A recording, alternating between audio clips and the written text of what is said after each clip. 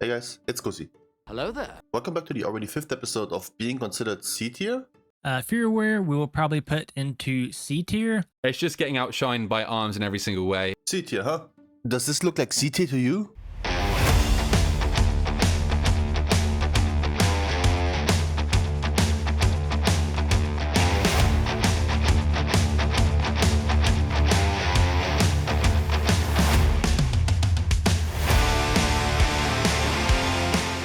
I'm sorry, but the fury of Odin just came into me. What do you mean by that?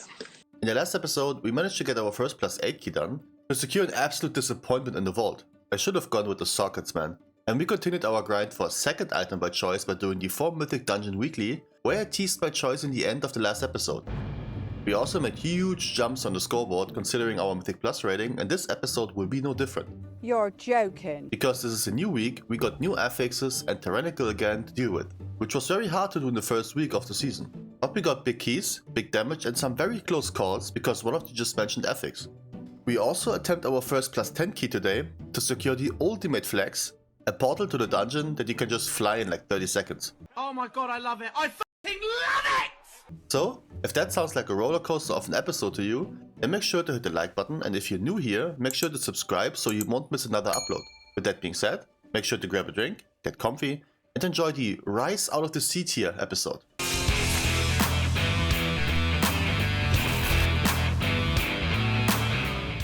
Okay, so I know I blue-balled you with the Grief Torch pick and I'm sorry. Here's what actually happened. I decided to go for the Urgery of the Primal Flame. Apparently this is a juicer for both single target and AoE, and that's exactly what we want. Also, one thing to note before we start into the first dungeon, apparently this season you only need to pay 3 tokens of merit for a socket. So having a bad vault with 3 choices now gives you 2 sockets instead of 1. I should have picked the sockets instead of the mammoth pubes. Anyways, we start this episode with the heroic raid of Amir's heal, which went very well. First boss easy, second boss easy, but then the raid lead booted all of us out of the party. For what? Why? I was confused by that, but maybe it's the best way to farm the trash in here for BOEs, and that's what he was aiming for? Nonetheless, I resparked my dislike for raids and moved to the first dungeon. Ulderman is what I've gotten from the vault, and boy did I try. And waited and waited. Just so finally we got a group going to send this puppy. And just so finally I could realize that I'm still in my raid spec without any AoE talents. Good shit.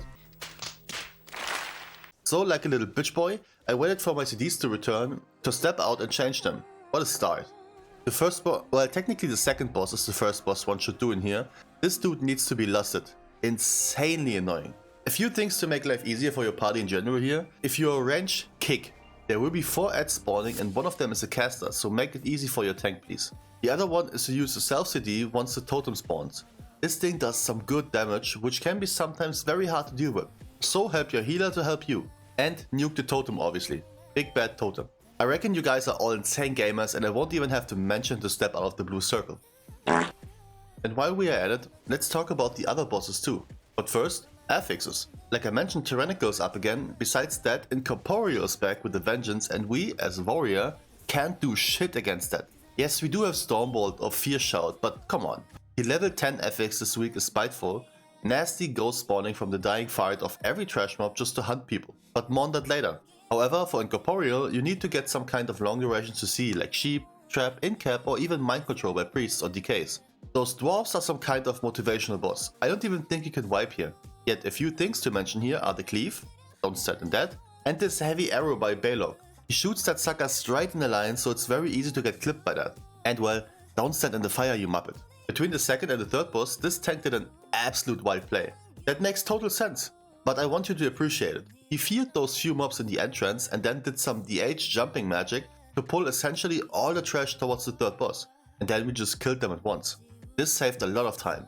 Because even though these Refdai custodians hurt like hell with their bleed, if you kite them, they won't be able to apply the bleed. Big plays. Now Telondras is another boss that can go wrong real quick. The core mechanic is the following. You need to constantly remove the inexorable cast, and if you believe I pronounce it wrong, you're a racist. This buff grants her a stun immunity, and one stack will be removed by every stun cast onto her. Mostly the tank's duty is to kite the boss through those little orbs, since they do in fact trigger a stun if you run into them. But in case of mishappen, you can also use stunning spells, like Stormbolt for example. Besides that, she does a knockback that hurts like a drunk stepdad, and a bleed that is physical damage, and sometimes those overlap. So if you're the one bleeding and the stomp is coming up, use a defensive cooldown, please. Ember Run is quite easy for a change, just don't run into fire, that's it. Not in the patches, don't overlap with those rings, and yeah, obviously avoid the laser that looks like it could end your entire lineage. Also for a warrior, when he does this cone, searing clap, you can spell reflect the dot it would put onto you. Pretty big. Baby Deos on the other hand is quite unpleasant. Abilities are a breath, which is focused on the tank so everybody else needs to avoid that. Then you got a knockback that, similar to Talandro's knockback, hurts like hell. And he also got a dot that goes out to 3 people, but never on the tank. Quick tip, if you use spell reflect in advance and the dot would go onto you, you won't get the debuff.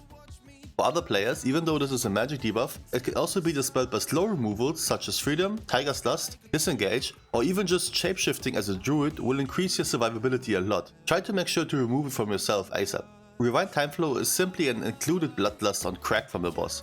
While he channels it, make sure to stand in those sand zones in order to receive a 50% haste buff. Yet unfortunately it was neither one of the boss mechanics that forced the wipe on our party, it was incorporeal. And in this situation, I really hate I can't provide much here. Unlucky.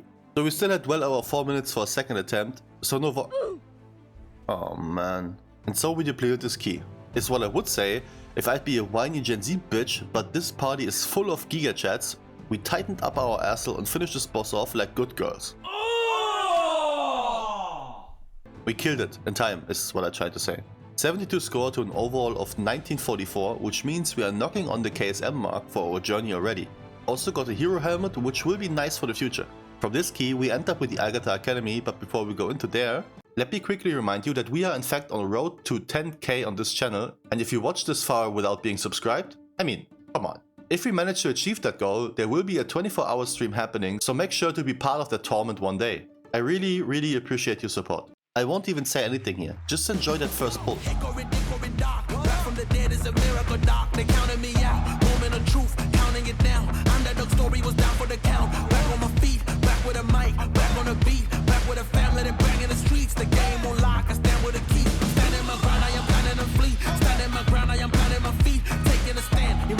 Now this key went so incredibly smooth, and I was very happy to be able to compete every now and then with those geared chats, especially if it's on single target. And just as much as the first pull was a piece of art, the trash on Veximus also just got absolutely spooned. Unfortunately, not because of me. We timed this puppy easily by +2, gotten another 33 rating and another key I was horny to do. Bracken had 9 baby, and this bad boy stayed on 9. So I aimed for a party with enough juice to make it happen. It only took 5 deaths to get to the first boss, that even with Tyrannical being present didn't rose to be an issue. However, at Gutshot, the third boss of this dungeon, things crumbled a little bit. Our tank decided to do a technical death for the sake of every Grief Torch user, which led to me getting my booty nibbled by this little shithead. We eventually did recover from this, but boy did it cost time.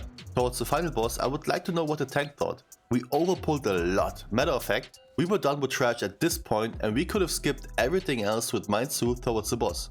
Yet we kept pulling. But hey, eventually we got to the point to pull the boss with Bloodlust available and 6 minutes on the clock. Easy, right? Right? No? Not quite. You see, one thing I learned on this boss when I had to tank it, that you never want to tank it behind the roaming cloud. The reason for that is that the totem will spawn on the other side of this area depending on where the boss is. So if you tank it behind the cloud, the totem will spawn pretty much inside of it and will not be able to be reached by melee.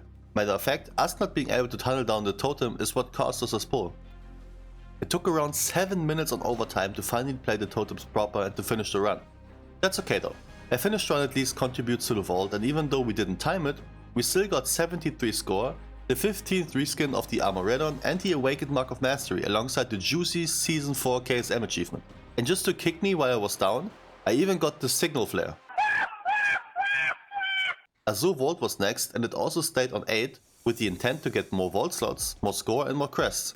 And even though we missed this pack over here to make it a 100% trash count, we still 2-chested this one for another 32 rating. I am blessed with the amount of items I'm getting today. Granted, I can't use most of them because either they are dog shit or because of tier set, but I can use this one. I heavily lack Verse currently, and what's even better, the necklace of mine was by far the worst item I still had.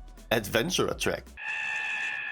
From this run, we gotten a 10 Nockhood, and I know what you're thinking. Kuzi, that is so high, go for 8. And that's exactly what I did, thank you. As we all learned over the past 3 weeks of the season, the first pull in here is limit testing. Everywhere I go, the people really wanna know who I is and who I be. They stop and stare when they see me.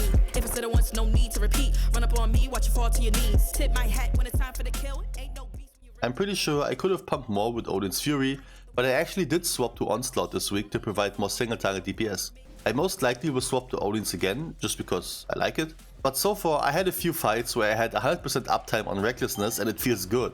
Also, Multiflexer over here is packing the legendary and Ash Fandy, the paywall of tits. So I was certain he's gonna crush me in every scenario. Turns out, my Ash Candy did more damage to the boss than the passive of the Axe. What?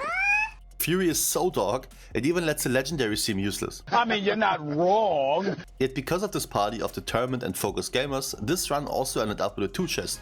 With me on top DPS for the final fight and another 27 score to an overall of 2109. And another item. What the hell is happening today? Another neck that I would consider better in most cases, but like I mentioned, I heavily lack verse currently. So I gave it away like a good boy. Also not too far behind the flexer of many. Ullerman 10 is what I've gotten from this, and even though I'm kinda curious about doing a 10, I feel like Ullerman with 5 bosses is the wrong playground for that. And so I spent my time upgrading my juicy augury to a 532 trinket. Damn, boy! Insane upgrade for sure.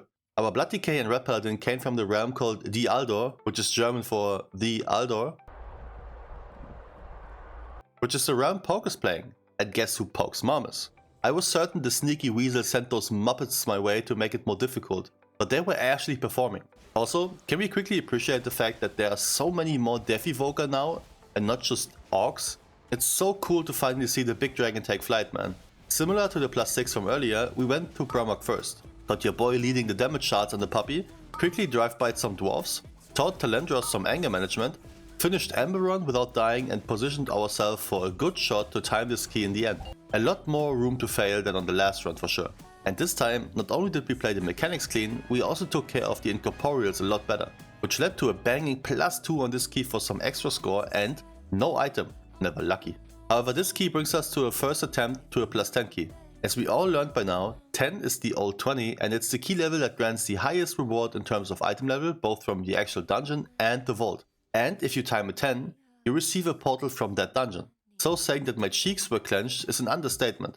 But I got myself a reliable party. Another Devoker with 420 item level, a Holy Paladin with 2.3 score and 499 item level. What is this? So you know he has to be a beast, right? Yes. And finally a Brewmaster. Finally I got one of those tanks that just deal way too much damage. El bañador, las chanclas, todo despeinado porque no me dio tiempo nada ponerme las chanclas y el bañador. Voy a la playa, había subido la marea.